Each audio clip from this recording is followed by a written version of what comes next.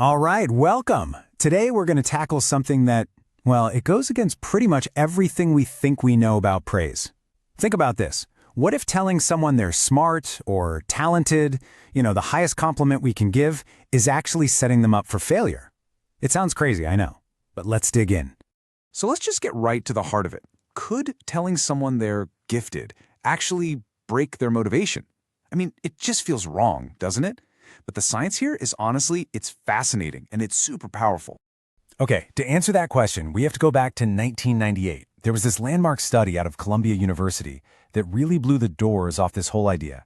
This is the research that first found what we now call the praise trap. And believe me, it completely flipped how psychologists thought about success and motivation.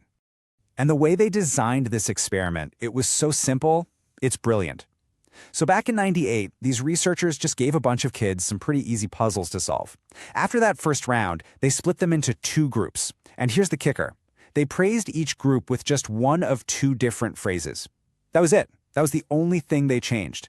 So that simple setup, it basically creates this tale of two kids. And you're about to see how one tiny difference in language sent these two groups down two completely different roads. Okay, so picture it. The experiment kicks off, and both groups are solving these little puzzles that are totally doable. And here's the important part. Every single kid succeeds. So everyone starts off on the exact same foot, feeling pretty good about themselves. And then, this is it. This is the fork in the road. The first group, let's just call them Child A. They were told, "Wow, you're so smart." See that?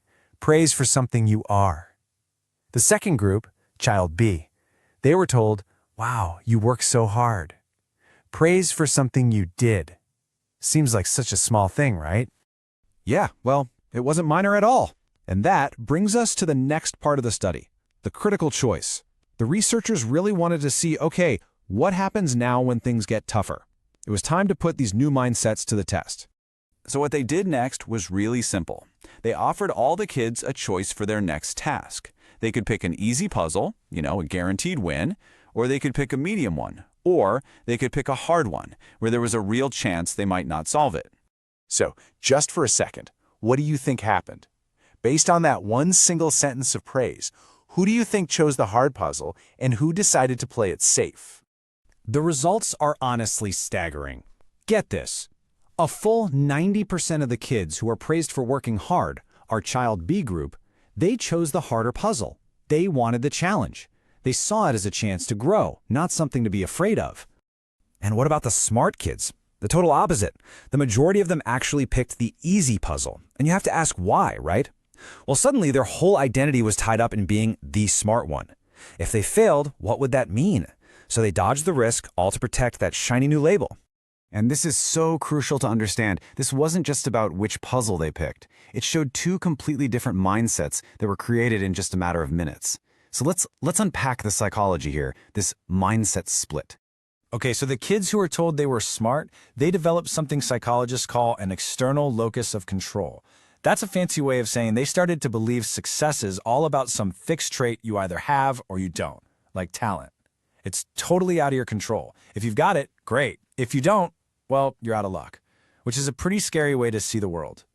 But the hard work group, they developed an internal locus of control. They came to believe that success comes from things they can control.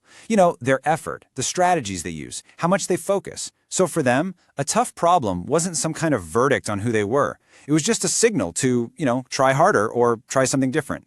So if we boil it all down, it looks like this. You praise someone for being smart, and they start to think success is just innate. It's out of their hands. And that makes them avoid challenges because they're afraid to fail.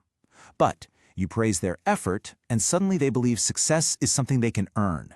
And that makes them excited to take on the next big challenge. All right, so we've seen the trap. The good news is we can totally avoid it.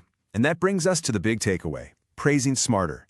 This is all about what we can actually do to build up that sense of growth and resilience, whether it's with our kids, our team at work, or hey, even with ourselves. And it really just comes down to 3 steps. First, focus on the process, not just the final result. Talk about the strategy they used or how focused they were. Second, and this is a big one, acknowledge the struggle. Saying something like, "Wow, that looked really tough. I love how you kept at it," is so much more powerful than just, "See, I knew you could do it." And finally, praise specific actions. So instead of a vague, "you're a genius," try something like, the way you organize those ideas was really clever. That's what builds someone who's resilient, not just someone who feels good about one win. So what's the bottom line here? It's that the words we use, even something as simple as a compliment, have this huge immediate effect on someone's mindset. Our praise can either build a fragile identity that's terrified of failing, or it can build a resilient spirit that's actually excited to grow. So I'll just leave you with this one question to think about. Whose potential will you unlock just by changing your praise?